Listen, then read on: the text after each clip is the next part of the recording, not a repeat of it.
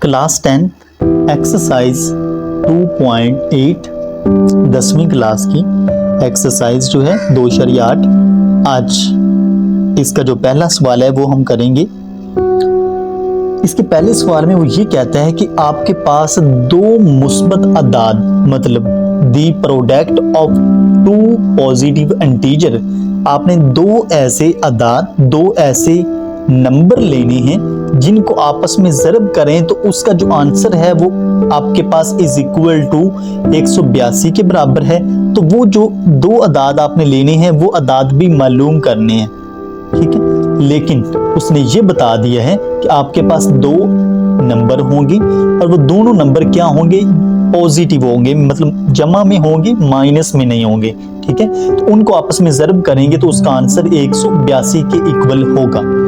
अब हमने इसका पहला सवाल करते हैं, ये एक्सरसाइज बहुत इंपॉर्टेंट है। अब हमने इसका जो फर्स्ट पॉजिटिव इंटीजर लिया है वो हमने सपोज किया है हमारे पास है x, पहला नंबर। दूसरा नंबर जो मुस्बत अदाद है वो हमने सपोज किया है, फर्ज किया है कि वो हमारे पास x + 1 है।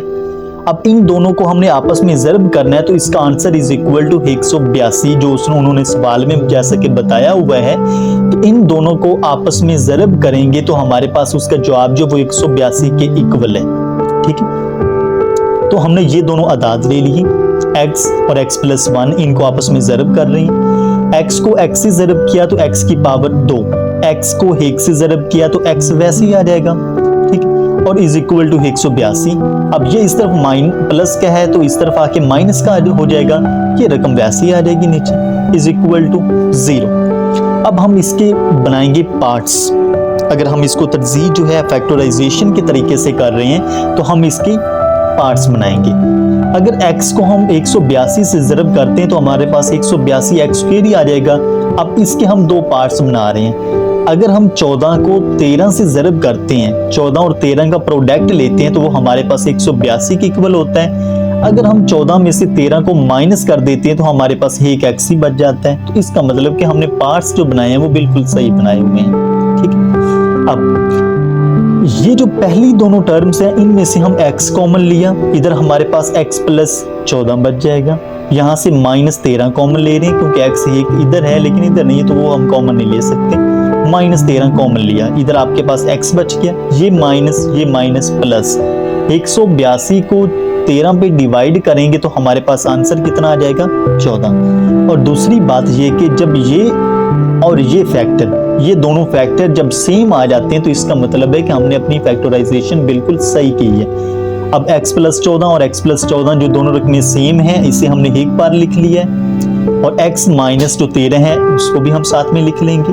पहली रकम b 0 के बराबर है, दूसरी रकम b 0 के बराबर है, तो यहाँ से हमारे पास x की दो रकमें आ गई, एक x इज इक्वल टू -14 और दूसरा x इज इक्वल टू 13।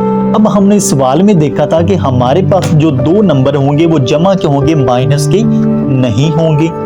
तो पहला हमारे पास जो मुस्बत अदाद आया है वो आपके पास कितना है, 13 है, क्योंकि 14 जो है वो माइनस का है तो इसको ये हमारे पास जो ये पॉजिटिव जो नंबर नहीं हो सकता। तो हमारे पास जो पहला है वो कौन सा नंबर आया है, 13। अब हमने दूसरा नंबर मालूम करने, हमने फर्ज किया था कि हमारा जो दूसरा नंबर है वो x + 1 है, तो x की रकम हमारे पास जो पॉजिटिव नंबर आया है वो कितनी है, 13।